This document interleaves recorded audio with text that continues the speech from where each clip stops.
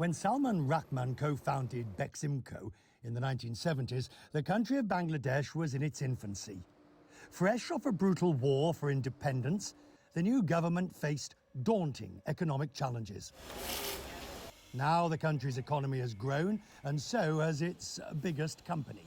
Do you ever get overawed by the poverty that we can see? I mean, it's just so extraordinary, the amount, even though it's got a lot better. No, but I don't agree with you, Richard. Where do you see poverty over here? This is all progress. This is prosperity. Beximco brings in hundreds of millions of dollars in revenue each year. The interests are as varied as energy, financial services, pharmaceuticals, and of course, the rock-solid textiles.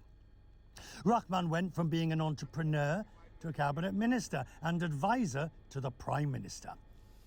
Rahman invited me on a helicopter tour to see the origins of Made in Bangladesh. Can't you make a product that doesn't have a hole in it? It won't sell. The facility employs tens of thousands of people, spinning yarn, weaving fabric, making denim. It is state-of-the-art, and Rahman told me the supplies come in from all over the world. The United States, Middle East, India, Egypt. So that cotton can cross the Atlantic several times. Absolutely. So we start with the bale of cotton. Yeah. We end up with a shirt. Made in Bangladesh. Basically, it starts at the catwalks of Paris and Milan. And you and I and everyone else actually have enough clothes. So, why do you need to buy more clothes? So fashion is really a conspiracy to make our closets obsolete. It's sort of comical how you think that you've made a choice that exempts you from the fashion industry when in fact you're wearing a sweater that was selected for you by the people in this room. So it tells you that unless you come and spend more money, you're not in sync and you're out of date. Hang on, you're just arguing against your own business here. No, I'm arguing in favor of my business. In the sense that if that conspiracy was not there, then we would not have a business. Question.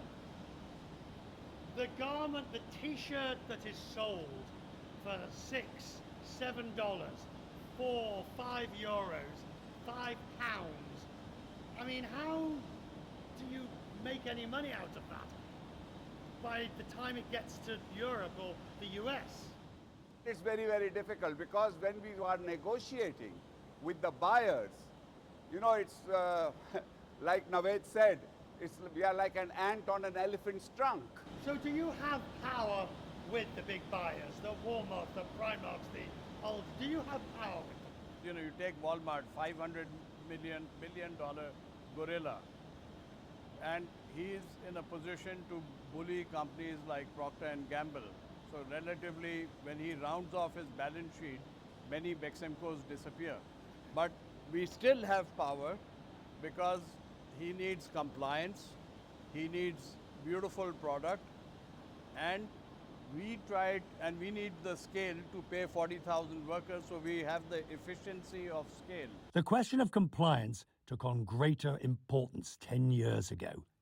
After the Rana Plaza disaster, when more than 1,000 people died, when a 9-story factory collapsed in Dhaka.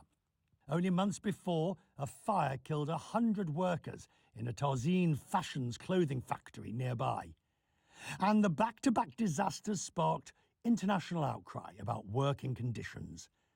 The Bangladeshi government promised to improve factories, and now Husain says the buyers put major pressure on them to ensure safe conditions for workers. How do I know that the moment I leave, all the good work, the compliance is just going to go out the window, nobody's looking, backhangers can be paid? Who's protecting it? Number one. Very good question.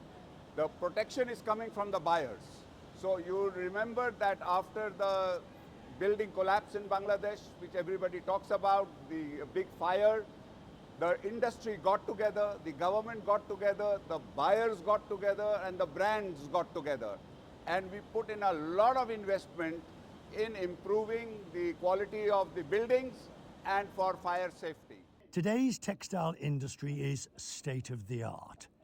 And while the garment industry's progress has not always been straightforward, these factories have made it the fabric of Bangladesh's economy. And its executives hope it will continue to increase the country's prosperity, one pair of jeans at a time.